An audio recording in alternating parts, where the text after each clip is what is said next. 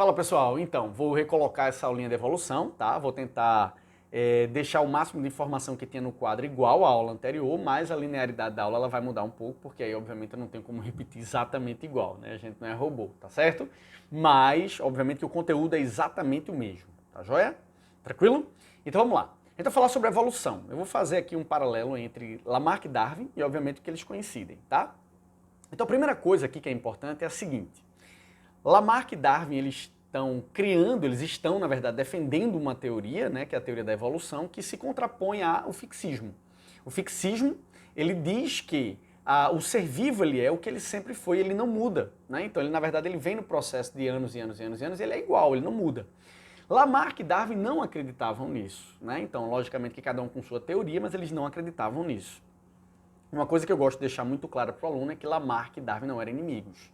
Eles não eram contemporâneos, primeiro veio Lamarck em 1809, depois veio Darwin em 1858, isso é a data é o ano que eles postularam, né, que eles publicaram o livro deles, e os livros deles, e aí, consequentemente, a gente acha que Darwin se opõe a Lamarck. Não, na verdade é uma continuação, né, com alguns posicionamentos diferentes do posicionamento de Lamarck, tá certo? Então, por exemplo, Lamarck, ele acreditava na adaptação. Darwin acreditava na adaptação. Então, uma coisa que é importante é quando falar de adaptação, não ache que eu estou falando de Lamarck ou de Darwin, eu estou falando dos dois. Isso eu enfatizo muito, porque fala, não, o animal se adaptou. Opa, isso aí é uma posição de Lamarck. Danos, como é que você sabe? Você não sabe nem como, quais foram as formas que ele se adaptou. Então, como é que você já está dizendo que foi Lamarck? Procure saber como ocorreu essa adaptação e só depois você pode me dizer se foi Lamarck ou Darwin. Então, atenção e fica muito esperto nisso, porque senão as questões conseguem lhe pegar facilmente, tá?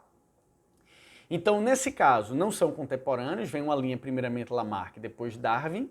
A adaptação é um termo comum aos dois, e aí, consequentemente, nós temos o lamarquismo e nós temos o darwinismo, tá joia? Tranquilo? Então, vamos para o quadro que agora eu vou mostrar isso aí para vocês, tá joia? Vamos lá. Então aqui no quadro eu coloquei exatamente como tinha na aula anterior, tá? E aí você tem o quê? Você tem evolução, aí nós temos o quê? Lamarck versus Darwin, isso aqui não existe, tá? Então Lamarck não é versus Darwin, essa questão aqui não é um embate, não é uma discussão entre os dois. Lamarck, ele vai postular, deixa eu pegar aqui e botar aqui, ó, em 1809, né? O seu livro, que é Filosofia Zoológica,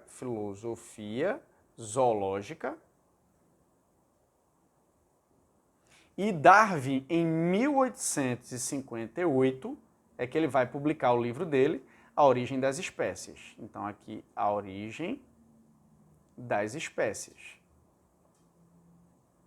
Ok?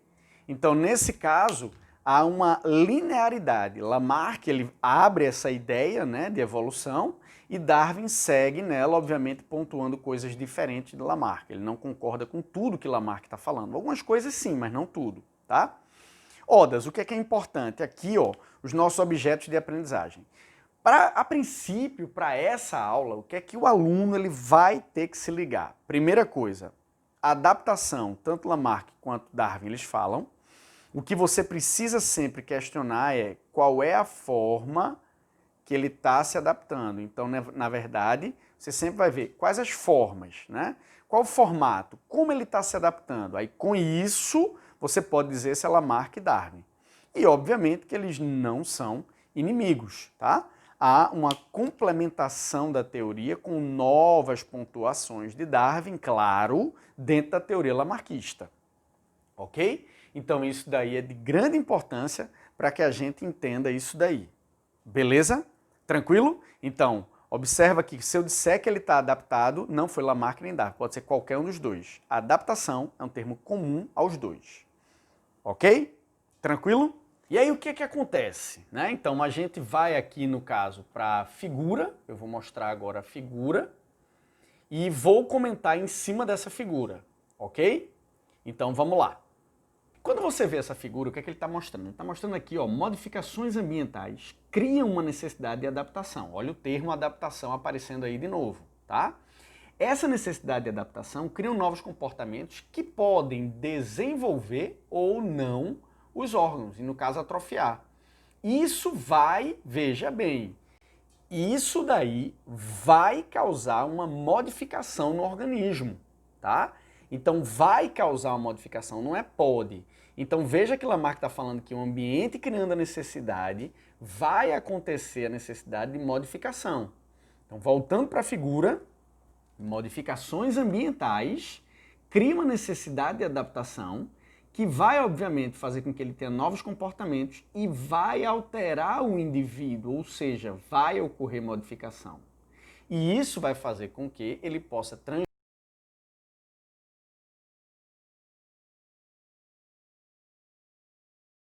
Então você pode observar que Lamarck, ele fala que um ambiente, ele cria uma necessidade e o organismo responde a essa necessidade desenvolvendo ou atrofiando os órgãos, então modificando, e aí, consequentemente, isso é transmitido aos seus descendentes, tá? E com isso, você tem a adaptação daquele ser vivo. Então veja que ele acredita na transmutabilidade, ou seja, na modificação. Isso daí, no caso, não tem nada a ver com mutação, tá? Na modificação desse ser vivo. Beleza? Vamos para outra figurinha agora.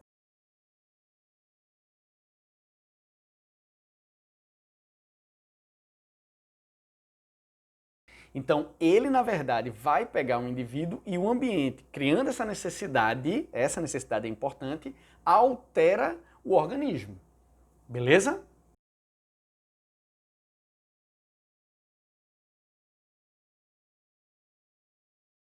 Observa aqui nela que ele está mostrando a escala de organização na ordenada, a abscissa são as formas simples.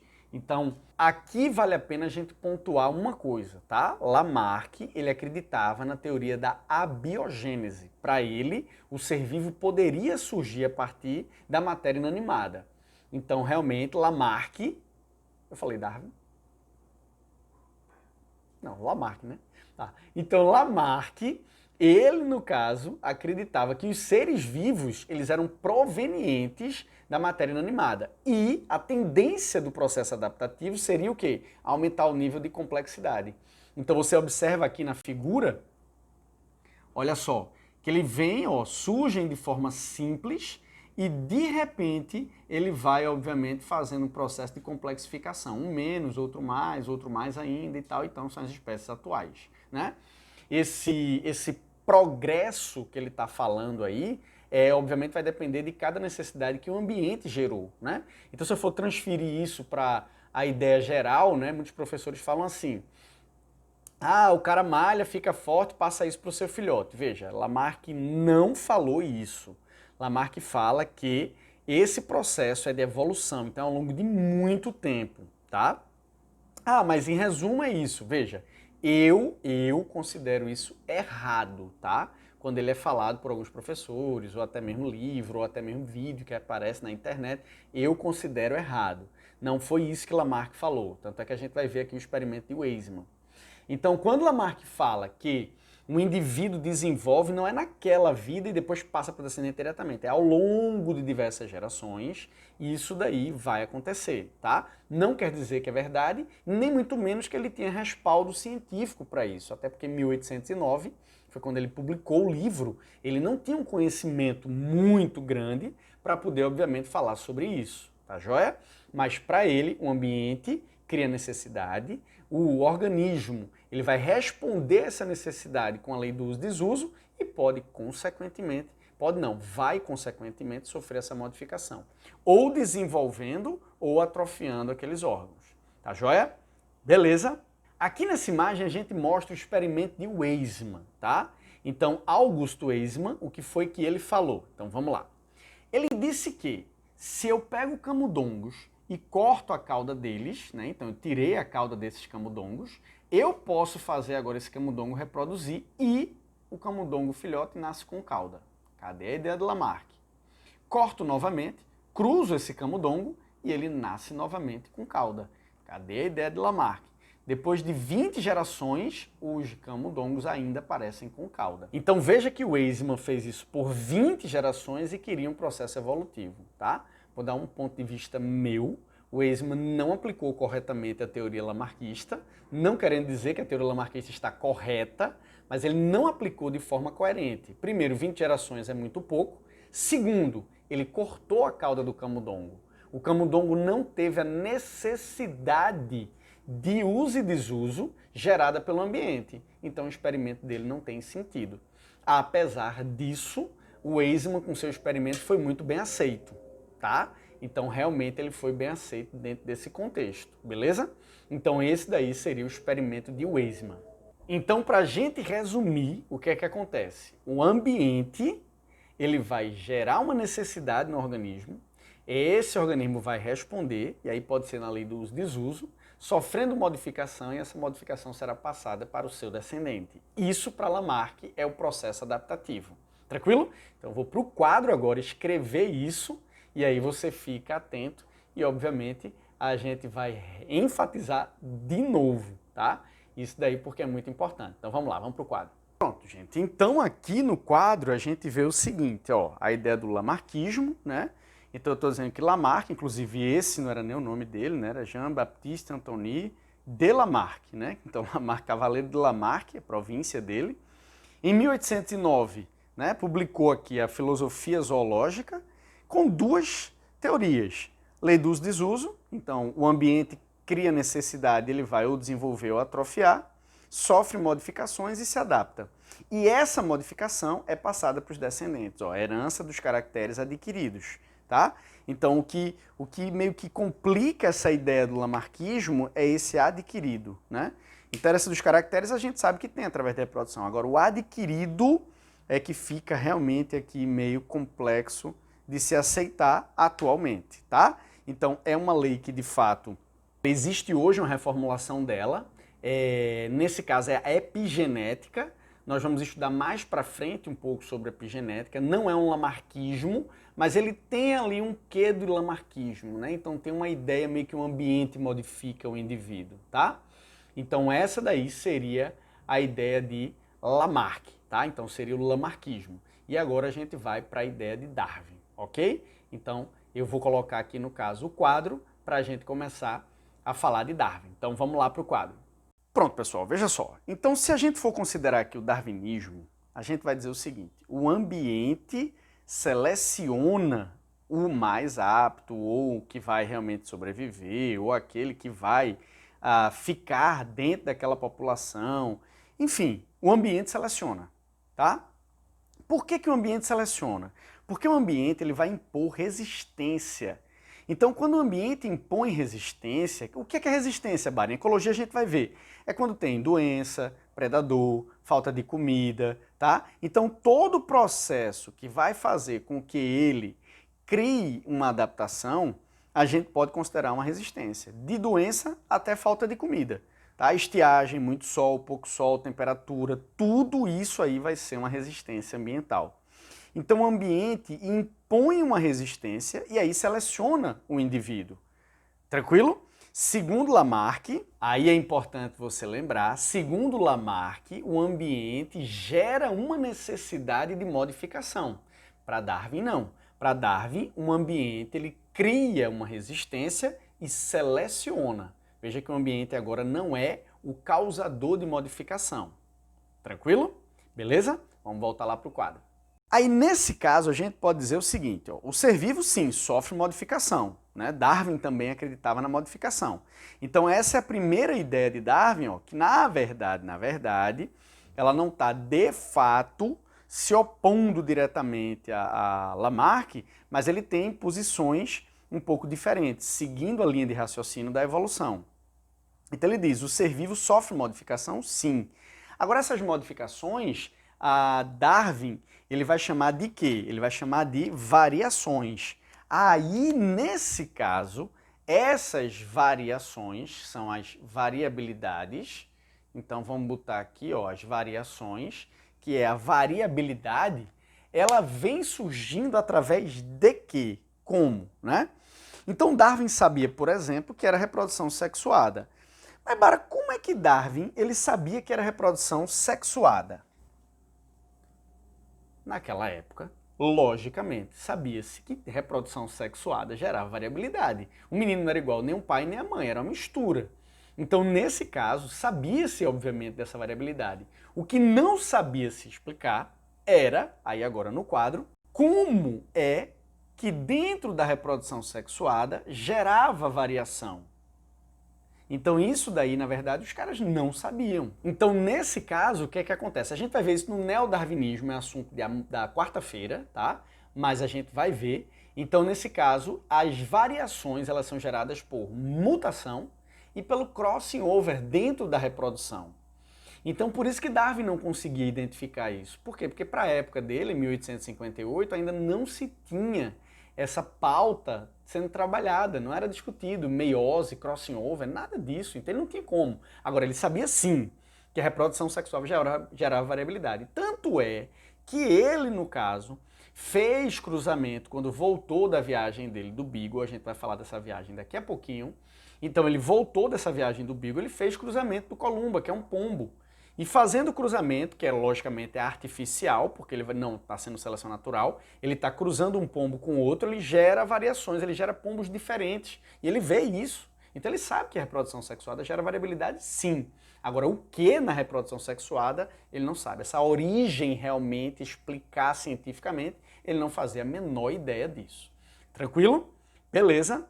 Então, para enfatizar, Darwin acreditava que o ambiente também tinha sua ação no processo evolutivo, mas não era exigindo modificação, era selecionando as modificações que já existiam. E essas modificações surgiam por reprodução sexuada, e ele não tinha como explicar esse fenômeno, porque obviamente ele não tinha conhecimento científico. Beleza? Pronto, agora eu estou na figura, tá? Pronto, vamos para as figurinhas agora para a gente analisar, tá joia? Então você vê o seguinte, veja. O que é que Darwin falava em relação ao processo de adaptação, assim como Lamarck? Então ele dizia que o processo de seleção natural, ele iria existir porque o ambiente iria fazer o processo, no caso, de seleção. Então, de acordo com a figura, a seleção natural iria atuar sobre a variabilidade. E essa variabilidade iria sim possibilitar a adaptação. Então perceba que a seleção natural ela era feita por resistência ambiental, então de alguma forma uma resistência ambiental faz a seleção em cima das variáveis. Então você tem variáveis e aí o ambiente vai selecionar. E aí lógico que ele vai pegar algumas variáveis e vai obviamente deixar o quê? Apta. Uma coisa que foi perguntada na aula anterior, né? Bara, o outro tem que morrer? Não, ele pode migrar, ele pode tentar fugir, ele pode... Então, o que é importante é que o indivíduo ou a população espécie estará adaptada naquele momento para aquela condição ambiental. Se ele migrar, ele já não está mais adaptado àquela condição. Ele vai tentar se adaptar agora a outra condição, aonde terá outra seleção natural, com outra condição ambiental, que pode ser que ele sobreviva e fique ou não. Então, nesse caso, não é algo que você pode avaliar, por exemplo, não, eu estou adaptado a amanhã. Não sei, amanhã é um novo dia. Pode ser que no caso eu pegue um vírus, uma bactéria e simplesmente sucumba, não consiga sobreviver. Então nossa adaptação ela é agora, tá? Então a espécie humana está adaptada, ela não é adaptada. É adaptada ao mundo? Não. Pode ser que amanhã tenha alguma modificação, como a gente viu agora, por exemplo, esse processo pandêmico, né? Lógico que não levou à extinção, mas pode acontecer. Darwin acreditava, veja bem, em morte do indivíduo, em migração do indivíduo, em extinção do indivíduo. Então ele acreditava em tudo isso. Darwin não acreditava que sempre vai sobreviver. Não é isso, tá? Então o ambiente ele vai impor uma resistência. Essa resistência, obviamente, ela tem que ser suficiente para selecionar as variáveis. Caso todos morram, extinção. Caso todos migrem, fuga. Não tem o que fazer. Agora, se ele está ali e, obviamente, resistindo àquela condição ambiental, ele realmente está adaptado. Então isso é adaptação para Darwin, tá? Nessa outra figurinha você pode observar o quê? O ambiente seleciona as transformações.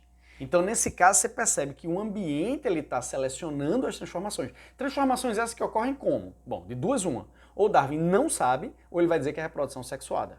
Ele não tem como explicar detalhadamente isso não. Ok? Essa outra figurinha aqui eu gosto muito dela, tá? Então nesse caso o que é que acontece? Veja só, tem três informações aqui, então vamos lá para ela. Tem três informações aqui, onde eu tenho fixismo, então você vê que o ser vivo aqui ele é praticamente imutável ao longo do tempo, né? Você tem o transformismo, que seria a ideia mais lamarckista, né? A transmutação ao longo dos anos, tá? Ele vai ter que modificar, ele vai ter variação para se adaptar. E a evolução. A evolução, veja bem agora, tá? Necessariamente não quer dizer que o indivíduo tenha que modificar. O que ele vai fazer é ele ser selecionado. Pode ser que ele não tenha nenhuma modificação. Ele já tem aí, no caso, há muito tempo, uma característica que nunca foi utilizada. Por exemplo, a adiposidade. Ele tem um tecido adiposo, por exemplo, uma panícula adiposo espesso. Mas nunca fez muito frio onde ele vive. Mas de repente fez muito frio. E agora faz sentido ele ter o panículo adiposo. Sorte? Não, adaptação. Tá? Então ele já tinha aquilo ali, mas ele só usou porque realmente ficou frio. Então, nesse caso aí, tem que ter muita atenção com isso. Nem sempre, para as leis de Darwin, eu preciso modificar o indivíduo, tá? Ele vai ter que ser selecionado pela resistência ambiental. Pode ser o que ele já tem disponível para o momento. Tranquilo? Então você tem na figura, novamente, o fixismo, o transformismo e a evolução. Você vê que a evolução aqui, ó, ele já mostra pra gente essa evolução como sendo o quê? Um processo de filogenética. Então eu vou mostrar aqui uma outra imagem para você entender o que, que seria essa ideia da filogenética, tá?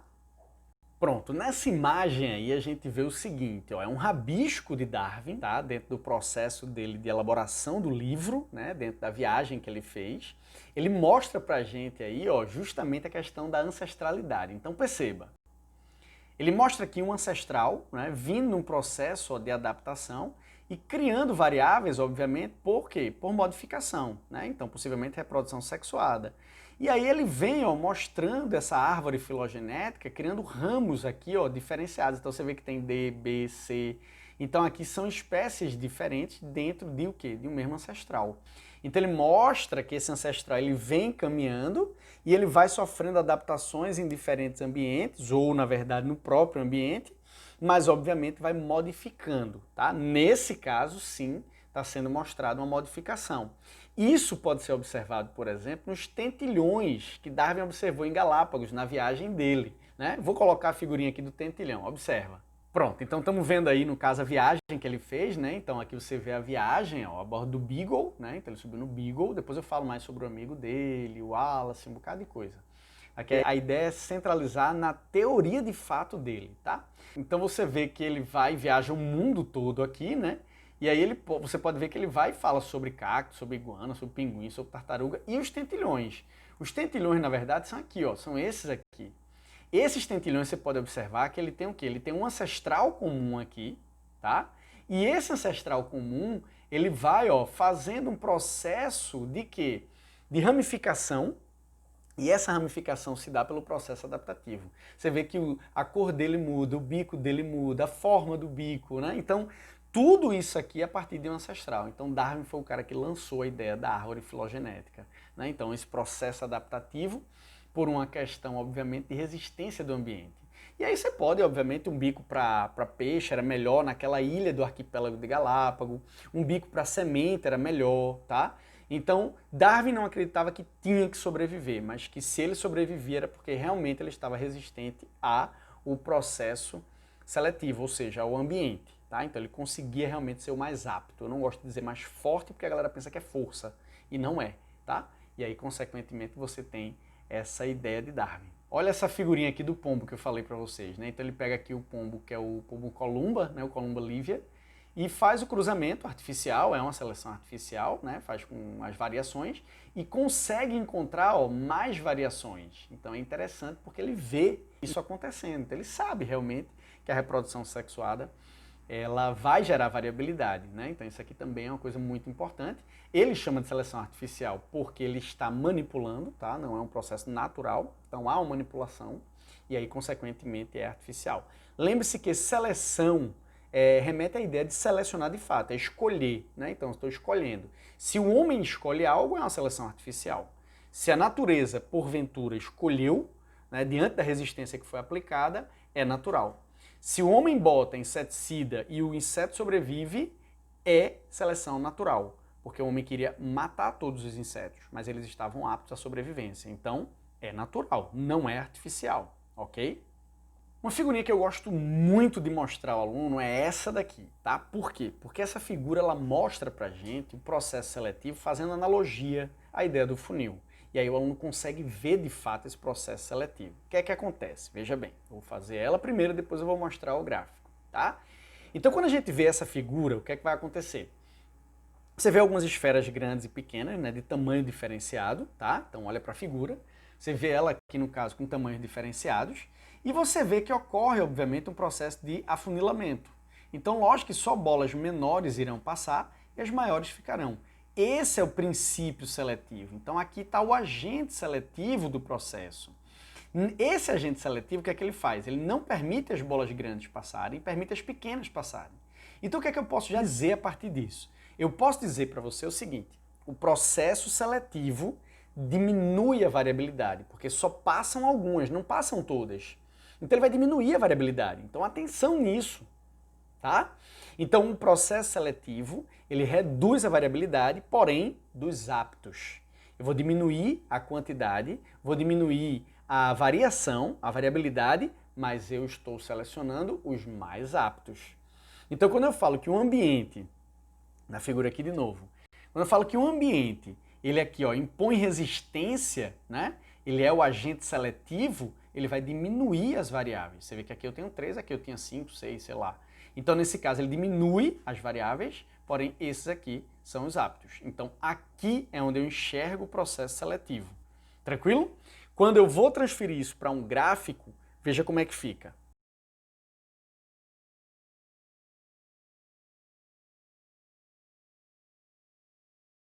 Aí, nesse momento que ele aplica, os insetos, obviamente, começam a fazer o quê? A sobreviver e morrer.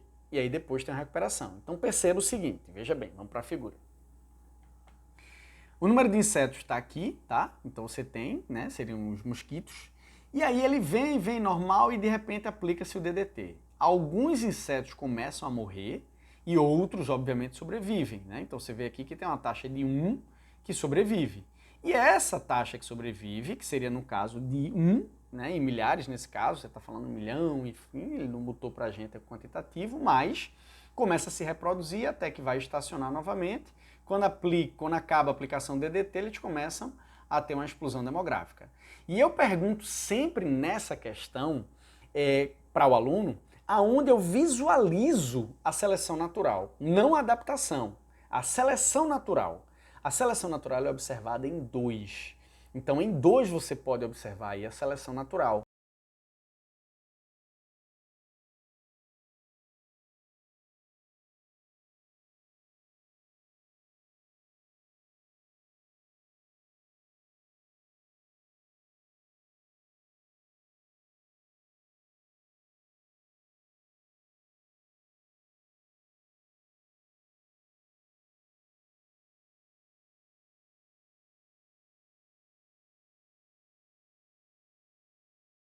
Então eu vou agora para o quadro e no quadro eu vou escrever as teorias de Darwin para a gente poder finalizar, tá? Então vamos lá.